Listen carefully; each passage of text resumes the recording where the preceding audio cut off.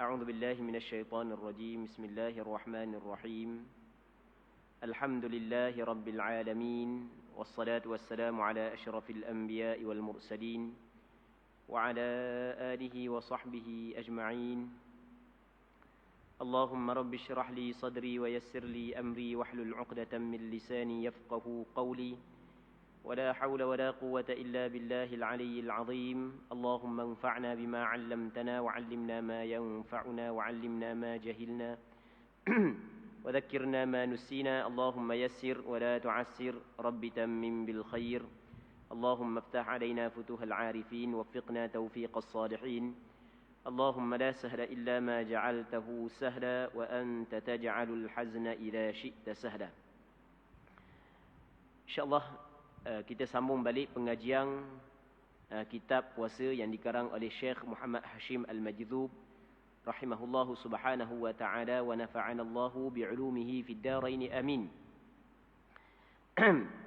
Kita masih lagi dalam hadis yang pertama, yang mana hadis yang pertama ini dikeluarkan oleh Imam Bukhari dan Muslim daripada Abi Hurairah radhiyallahu anhu. Kata Nabi sallallahu alaihi wasallam, وَإِذَا كَانَ يَوْمُ صَوْمِ أَحَدِكُمْ فَلَا يَرْفُثْ وَلَا يَسْخَبْ فَإِنْ سَابَّهُ أَحَدٌ أَوْ قَاتَلَهُ فَلْيَقُلْ إِنِّي امْرُؤٌ صَائِمٌ وَالَّذِي نَفْسُ مُحَمَّدٍ بِيَدِهِ لَخُلُوفُ فَمِ الصَّائِمِ أَطْيَبُ عِنْدَ اللَّهِ مِنْ رِيحِ الْمِسْكِ لِلصَّائِمِ فَرْحَتَانِ يَفْرَحُهُمَا إِذَا أَفْطَرَ فَرِحَ وَإِذَا لَقِيَ رَبَّهُ فَرِحَ بِصَوْمِهِ. Muttafaqun alaih, wa hadha lafzu riwayatil Bukhari. Maksudnya, wa idza kana yaumu saumi ahadikum, apabila adalah hari puasa seorang di kalangan kamu. Maksudnya, kalau seorang tu sedang berpuasa, maka kata Rasulullah, fala yarfuth, maka jangan dia bercakap dengan percakapan yang keji. Percakapan lucah, perkara-perkara yang berkait dengan persetubuhan, benda tu dilarang oleh Nabi sallallahu alaihi wasallam. Jadi ketika kita sedang berpuasa, jangan kita cakap benda-benda yang keji, dan kita jangan cakap benda-benda lucah, benda-benda yang berkait dengan persetubuhan. Orang yang sedang berpuasa tidak layak bercakap perkara tersebut. Ni yang Nabi sallallahu alaihi wasallam larang.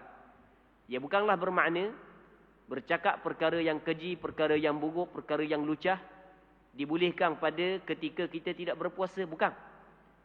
Tetapi larangan ketika kita berpuasa adalah lebih kuat berbanding dengan larangan ketika kita tidak berpuasa.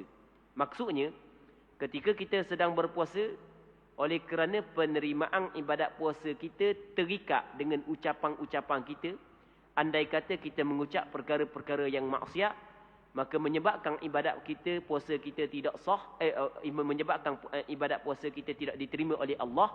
Maka sebab itulah Rasulullah sallallahu alaihi wasallam melarang daripada kita mengucapkan perkara ini. Di sana ada hadis kata Nabi sallallahu alaihi wasallam, "Man lam yada' qaula az-zur wal 'amala bihi wal jahl, falaysa lillahi hajatun fi an yada'a ta'amahu wa syarabahu." Sesiapa yang tidak meninggal perkataan dusta, sesiapa yang tidak meninggal perkataan dusta dan beramal dengan perkara-perkara yang batil, melakukan maksiat, perkataan maksiat dia tidak tinggal, melakukan perbuatan maksiat dia tidak tinggal, maka Allah Subhanahu wa taala sedikit pun tidak berhajat kepada dia meninggalkan makanan dan minuman dia pada siang hari. Maksudnya, dia tidak makan dan tidak minum, tidak ada ganjaran pahala daripada Allah Subhanahu wa taala. Maka walaupun bercakap percakapan yang keji dilarang, sama ada kita berpuasa ataupun tidak, tetapi ketika kita berpuasa, lebih penting lagi kita jaga kerana ia melibatkan penerimaan amalan ibadat puasa kita sendiri. Fala yarfuth wala yaskhab, wala yaskhab dalam bahasa Arab dengan makna meninggikan suara, balah, duk tepik, wawa balah. Benda tu dilarang oleh agama ketika kita berpuasa. Maksudnya, antara perkara yang penting bagi orang yang berpuasa Bukan hanya menahan diri daripada makan, menahan diri daripada minum, menahan diri daripada bersetubuh, menahan diri daripada muntah dengan sengaja. Bahkan mesti lebih daripada tu, dia mesti kena menahan mulut dia daripada melakukan perkara-perkara yang diharamkan oleh Allah Subhanahu Wa Taala. Mulutnya janganlah dia maki. Mulut dia jangan pelawak. Jangan bercakap perkara yang batil. Jangan bercakap perkara-perkara yang lucah. Jadi siang-siang hari Ramadan buat lucah juga dengan mulut ni, maka ia menyebabkan ibadat puasa dia kurang, pahala dia. Bahkan ada sebahagian daripada ulama mengatakan ibadat puasa dia tidak diterima oleh Allah Subhanahu Wa Taala dengan kelakuan tersebut. Jadi dia kena jaga mulut dia, dan dia kena jaga mulut dia daripada berbalah, maki, meninggikan suara, tepik. Fa in sabbahu ahadun aw qatalahu falyaqul inni imru'un sha'im, kata Rasulullah. Ketika ada seorang yang maki dia, ataupun ada seorang memerangi dia, ada orang mari nak buat ke dia, ataupun orang memaki dia, menyakiti dia, maki dia, kata kepada dia, maka benda yang perlu dia buat, orang puasa, falyaqul inni sha'im. Orang puasa kena kata aku puasa. Maksud lagu mana? Aku bukanlah tidak mampu untuk lawan balikmu. Bukan aku tidak mampu untuk balas balikmu. Tetapi oleh kerana aku berada dalam ibadat, maka aku tidak buat. Jadi aku orang puasa hari ni. Aku buat puasa ni. Sebab itulah ketika orang kata kita, ketika kita berada pada bulan Ramadan, apa hak yang dituntut kepada kita adalah kita tidak balas balik perkataan dia, kejahatan hak yang dibuat kepada kita. Lepas tu kita nyatakan kepada dia kita berada dalam ibadat, agar dia takut untuk menyakiti orang yang berada dalam ibadat. Jadi apa hak yang diajar kepada kita ketika bulan Ramadan, apa yang dididik Allah, agama kita telah mendidik kita pada bulan Ramadan adalah ketika orang menyakiti kita dengan perkataan ataupun perbuatan, maka kejahatan hak yang dia buat kita balas dengan kebaikan. Ini memang cukup susah lah. Cukup susah kalau kebaikan orang buat, kejahatan orang buat kita nak balas dengan kebaikan. Tapi sifat inilah yang ada pada para nabi, para rasul, yang ada pada Nabi Muhammad sallallahu alaihi wasallam. Macam-macam musyrikin Mekah buat kepada dia. Tetapi pada tahun Fathu Makkah, apa kata Rasulullah kepada musyrikin Mekah? Ketika mana Rasulullah telah mempunyai kekuatan untuk balas balik kejahatan, kata Rasulullah sallallahu alaihi wasallam, "Idhabu fa antumut tulaqa." Gilah, semuanya dibebaskan. Begitu juga Nabi Allah Yusuf alaihi salam. Ketika mana masa dia kecil, adik-beradik dia pakat lepa dalam laga nak bunuh dia, katak dia. Lepa dalam laga. Akhirnya dia dijual jadi hamba abdi duduk di negara Mesir. Tapi ketika dia menjadi pemimpin, jadi ketua di negara Mesir, apabila adik-beradik dia mari tua belaka dah, dia boleh dah nak balas, tetapi dia tidak balas. Dia memberi kemaafan kepada adik-beradik dia. Macam-macam adik-beradik dia buat sebelum daripada ni. Ni sifat yang cukup tinggi, yang kita dilatih pada bulan Ramadan. Jadi orang buat baik kepada kita, maka apa yang diwajibkan kepada kita adalah balas dengan kebaikan. Hak ni mesti dah. Hak ni mesti. Sebab itulah Nabi sallallahu alaihi wasallam menyebut dalam satu hadis, apabila ada orang buat kebaikan kepada kamu, fakafi'uh, maka balas balik. Balas balik kebaikan. Kalau tidak ada kebaikan hak yang mampu membalas, maka sekurang-kurangnya berdoa. Cukup berdoa kepada dia, jazakallahu khaira. Semoga Allah Subhanahu wa taala memberi balasan kebaikan kepadamu. Ini hak yang Rasulullah sallallahu alaihi wasallam ajar. Baik. Muslimin muslimat yang dirahmati oleh Allah Subhanahu wa taala. Namun dia ada satu lagi martabat yang lebih tinggi. Martabat yang lebih tinggi adalah ketika mana orang buat jahat kepada kita, sama ada dengan perkataan ataupun dengan perbuatan, maka bukan kita balas dengan kejahatan, bahkan kita balas dengan kebaikan. Kalau tak balas dengan kejahatan pun, hak tu comel dah. Dan lebih comel lagi, kita buat baik pula kepada orang hak yang melakukan kejahatan kepada kita. Dan benda ni lah, sebagaimana hak yang kita sebut saat ni, benda hak yang dilakukan oleh para nabi dan para rasul, dan kita dilatih sebenarnya pada bulan Ramadan. Nabi sallallahu alaihi wasallam menyebut, fa in sabbahu ahadun aw qatalah falyaqul inni imru'un sha'im. Kalau ada orang mari maki dia, maksudnya orang menyakiti dia dengan mulut, ataupun orang memerangi dia, orang menyakiti dengan tangan, dengan perbuatan, maka dia tidak balas kejahatan orang dengan kejahatan, bahkan dia balas dengan kebaikan, dan dia menyatakan kepada orang tersebut dia sebenarnya mampu untuk membalas kejahatan itu, tetapi oleh kerana dia sedang berpuasa, dia sedang dalam beribadat, dia meninggal untuk membalas kejahatan yang orang buat kepada dia. Seterusnya Nabi sallallahu alaihi wasallam bersabda lagi, "Wallazi nafsu Muhammadin biyadihi." Demi Tuhan yang jiwa dan nyawa Muhammad di dalam genggamannya.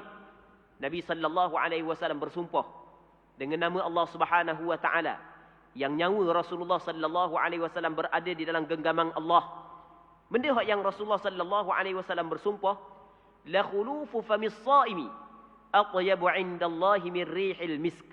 Sesungguhnya berubah bau mulut orang yang berpuasa, dia lebih wangi dan lebih harum di sisi Allah Subhanahu wa taala daripada bau kasturi. Antara wangi yang cukup wangi lah, antara bauan yang cukup wangi adalah kasturi. Tambah-tambah kalau kasturi yang ori, yang mahal, wangi tu. Dan kita pada hari Jumaat disunatkan kepada kita mengambil bau-bauan. Dan antara bauan yang disunatkan kita guna pada hari Jumaat adalah kasturi. Jadi kita guna kasturi pada hari Jumaat, ada ganjaran pahala. Namun, pada bulan Ramadan, kita berpuasa. Oleh kerana kita tak makan, sampai mulut kita bau. Bau kerana tak makan. Bau kerana tak makan. Sebenarnya bau busuk mulut orang puasa kerana tak makan, kerana dia melakukan ibadat, dia lebih harum, lebih wangi di sisi Allah berbanding dengan bau kasturi. Dengan maksud lebih wangi di sini, dengan maksud pandangan sebahagian daripada ulama lah, dengan maksud ganjaran yang Allah Ta'ala bagi kepada dia lebih besar dan lebih banyak daripada ganjaran orang yang memakai kasturi pada hari Jumaat. Orang yang memakai kasturi pada hari Jumaat ada ganjaran dia. Namun bagi orang yang berpuasa, berubah bau mulut orang puasa, dia tak makan, tak minum ni, lebih wangi di sisi Allah daripada bau kasturi. Maksudnya ganjaran dia lebih besar dan lebih tinggi berbanding dengan ganjaran kasturi yang dipakai oleh orang yang ingin hadir untuk sembahyang Jumaat. Muslimin muslimat yang dirahmati oleh Allah Subhanahu wa taala.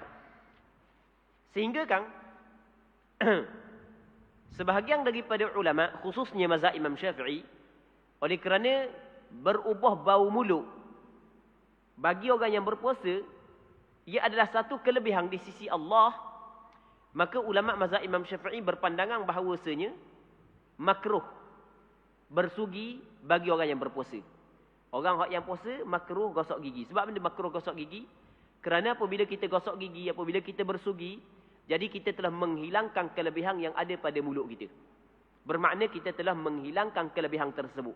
Menghilangkan kelebihan yang ditetapkan oleh syarak dikirakan makruh. Tapi pandangan ni adalah pandangan sebahagian daripada ulama dalam mazhab Imam Syafi'i. Namun ada pandangan yang kedua. Pandangan ini dipilih oleh Imam Nawawi, seorang tokoh besar juga dalam mazhab Imam Syafi'i.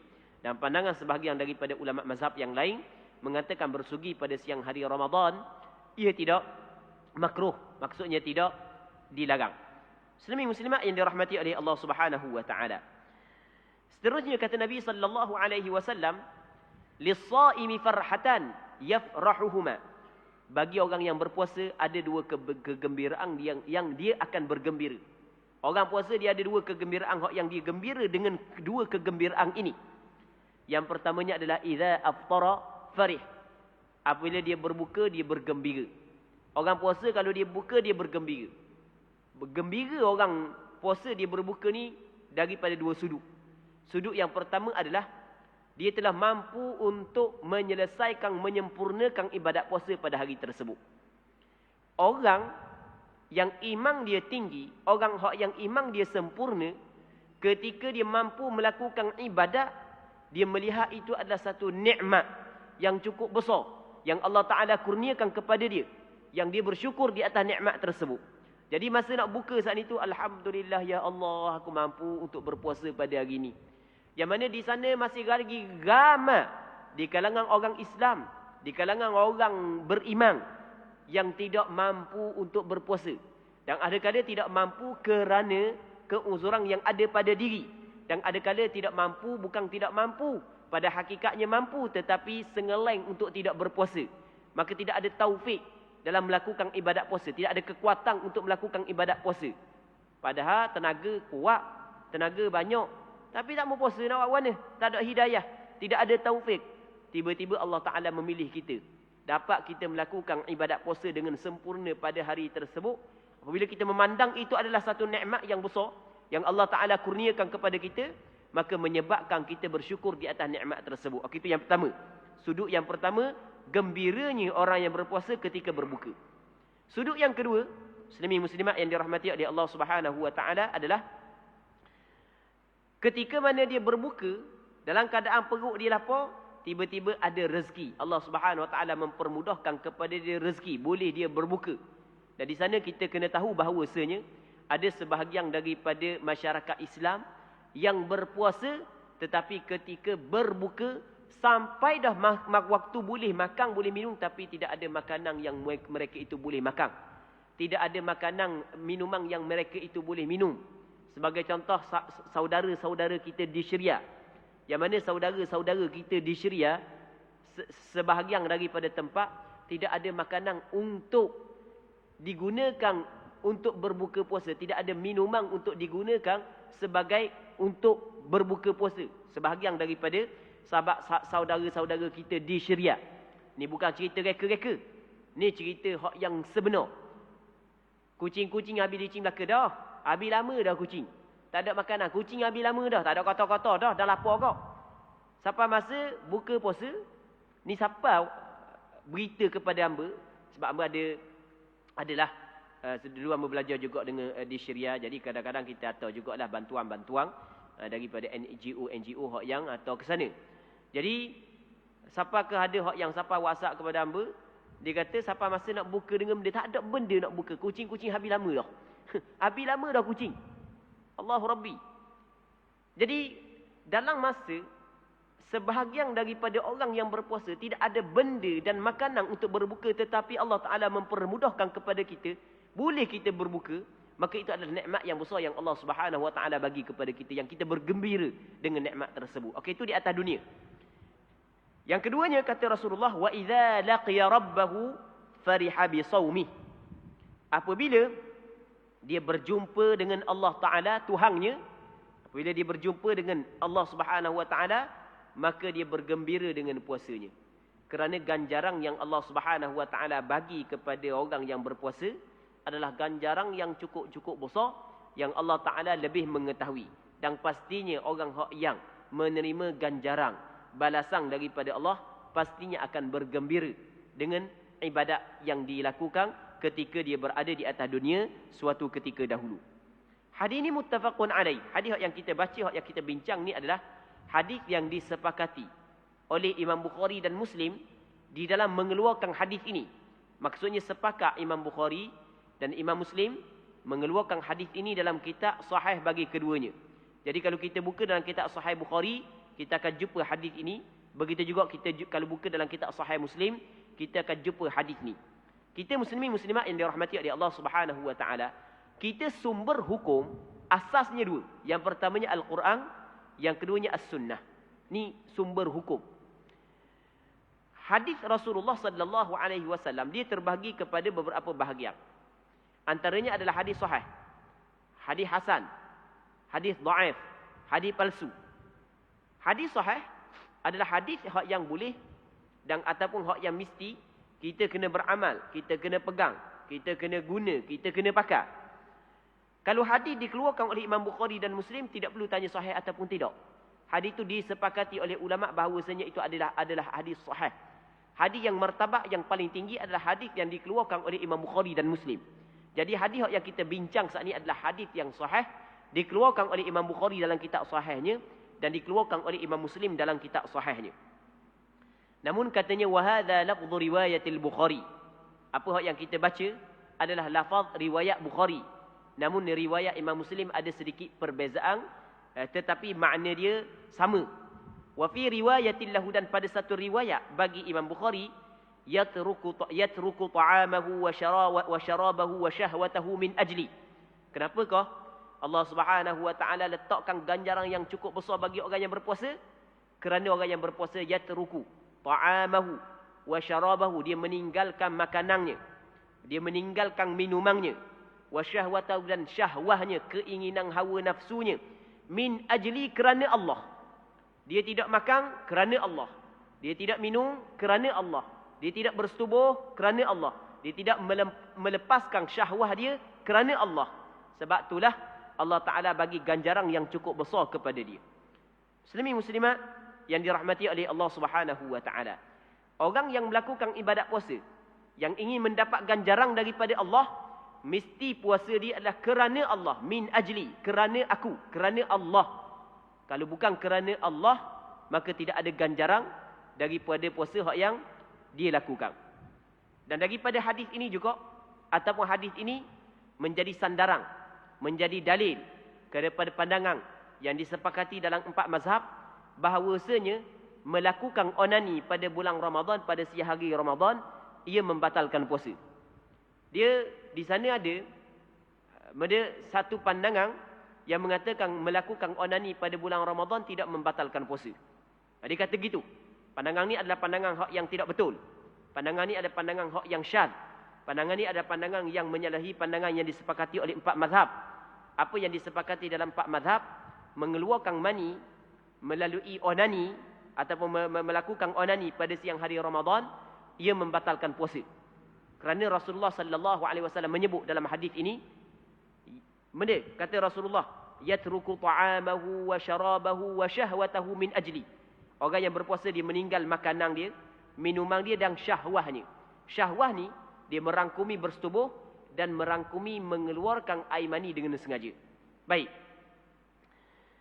Seterusnya kata Nabi sallallahu alaihi wasallam lagi, Allah Subhanahu wa taala berfirman, sebab hadis ni hadis qudsi, as-siyamu li, puasa itu adalah bagiku. Ini kita huraikan pada minggu lepas.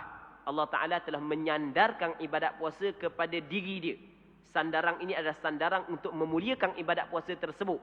Manakala ibadat-ibadat yang lain yang dilakukan oleh kita, termasuklah sembahyang, sedekah, zakat, mengaji Al-Quran, berzikir, Allah Taala tidak sandarkan kepada diri dia. Bukan Allah Ta'ala sandarkan kepada kita.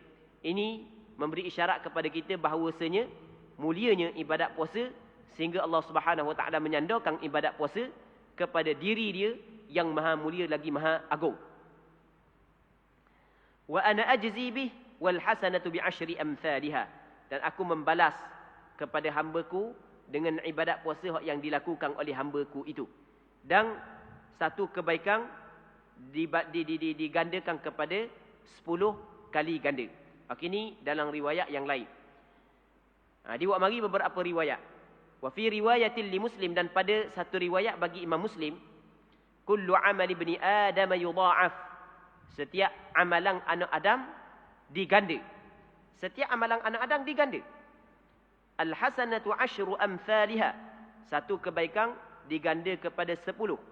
Ila 700 dhi'fin, hingga kepada 700 kali ganda. Dia kejahatan yang dilakukan oleh anak Adam tidak diganda.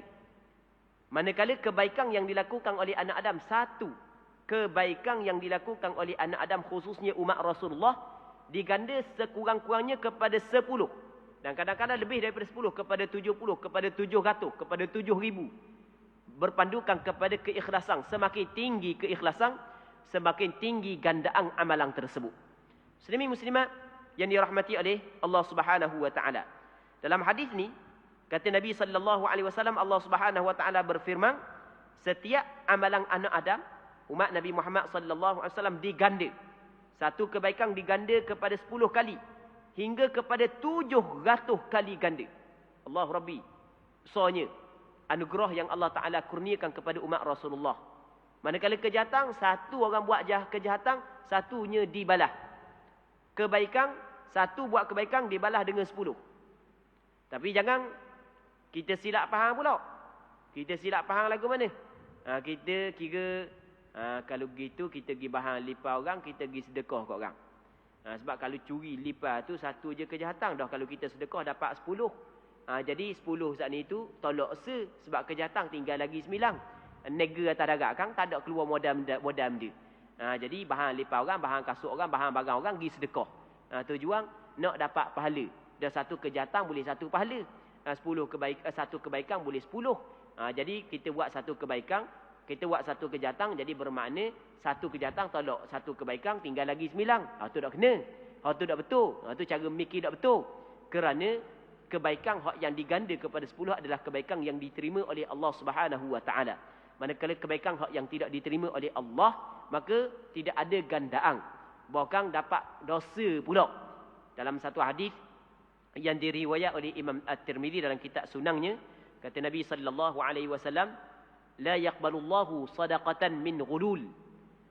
Allah Subhanahu Wa Taala tidak menerima sedekah daripada perkara hak yang jahat. Perkara hak yang jahat Allah Subhanahu Wa Taala tidak terima. Baik. Qala Allah Azza wa Jalla, Allah Subhanahu Wa Taala berfirman, illa shaum, melainkan puasa. Puasa bukanlah diganda kepada 10, bukanlah diganda kepada 700. Fa innahu li wa ana ajzi bih. Maka sesungguhnya puasa adalah bagiku dan aku hak yang akan memberi ganjaran dengan puasa tersebut. Yada'u syahwatahu wa ta'amahu min ajli. Orang yang berpuasa dia meninggalkan syahwahnya, keinginannya dan makanannya kerana aku. Lisaimi farhatani. Bagi orang yang berpuasa ada dua kegembiraan. Farhatun 'inda fitrihi. Satu kegembiraan ketika dia berbuka, wa farhatun 'inda liqa'i rabbih, dan satu kegembiraan ketika dia bertemu dengan Allah Subhanahu wa taala. Wala khulufu fihi atyabu 'inda Allah min rihil misk. Sesungguhnya berubah bau mulut orang yang berpuasa, fih makna mulutnya. Berubah bau mulut orang yang berpuasa lebih wangi dan lebih harum di sisi Allah. Lebih harum di sisi Allah daripada bau kasturi, tapi bukan di sisi manusia. Sebab itulah kalau kita puasa mulut kita busuk, kalau kita pergi kat kawan-kawan kita, kita wah mulut depan dia untuk menyakiti dia, hukum dia adalah haram. Tidak boleh kita jadikan hadis ni sebagai alasan bahawasanya mulut kita wangi. Tak boleh. Jadi kawan kita nak kata busuk, takut salah dengan hadis pula. Kita pergi buat depan kawan kita. Itu tak kena. Kita kena ingat dalam hadis menyebut di sisi Allah. Mengikut perkiraan penilaian Allah lebih wangi, tidak bukan di sisi manusia. Tapi kalau kita sengaja buat lagu tu depan kawan kita untuk menyakiti kawan kita, maka hukum dia adalah haram. Itu perlu kita kena faham, muslimin muslimat yang dirahmati oleh Allah Subhanahu wa taala. Lalu pengarang kita cuba menjelaskan perkataan al-khuluf dalam hadis. Disebut oleh Rasulullah, makna dia kata dia al-khuluf adalah at-taghayyur. Khuluf ni makna berubah. Muslimin muslimat yang dirahmati oleh Allah Subhanahu wa taala. Jadi untuk tengah hari ini kita berhenti sini dulu. InsyaAllah kita sambung balik pada minggu-minggu akan datang, kalau sekiranya dipanjangkan umur, dan kita berdoa kepada Allah agar perbincangan kita, pengajian kita pada tengah hari yang mulia ini diberkati oleh Allah Subhanahu wa taala, dan sama-sama kita dapat mengambil manfaat. Dan kita berdoa agar Allah Taala memberi kekuatan kepada kita untuk menjaga ibadat puasa kita, untuk menjaga mulut kita dan anggota-anggota kita daripada perkara-perkara yang dilarang oleh Allah, agar Allah Subhanahu wa taala menerima ibadat puasa kita hak yang kita lakukan sepanjang Ramadan. Allah Subhanahu wa taala a'la wa a'lam. Allahumma haqqiqna biittiba'i nabiyyika Muhammadin sallallahu alaihi wasallam zahiran wa batinan. Allahumma ij'alna mimman yastami'una al-qawla fayattabi'una ahsanah. Wa sallallahu wa sallim wa barik ala sayyidina Muhammad wa ala alihi wa sahbihi ajma'in. Walhamdulillahi rabbil alamin.